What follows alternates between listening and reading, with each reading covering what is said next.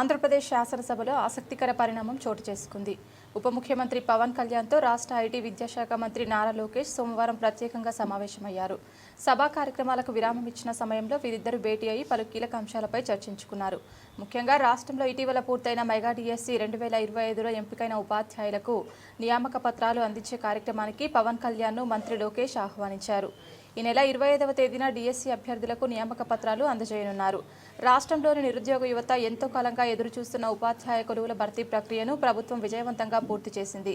మొత్తం 16,347 ఉపాధ్యాయ పోస్టులకు సంబంధించిన తుది ఎంపిక జాబితాను సెప్టెంబర్ 15న విడుదల చేసిన విషయం తెలిసిందే. ప్రభుత్వ పురపాలక గిరిజన సంక్షేమ రెసిడెన్షియల్ పాఠశాలల్లో ఖాళీల భర్తీ కోసం ఈ ఏడాది ఏప్రిల్ 20న ప్రభుత్వం మెగా డిఎస్సి నోటిఫికేషన్ ఇచ్చింది. ఈ పోస్టులకు రాష్ట్ర వ్యాప్తంగా 3,36,300 మంది అభ్యర్థులు దరఖాస్తు చేసుకున్నారు.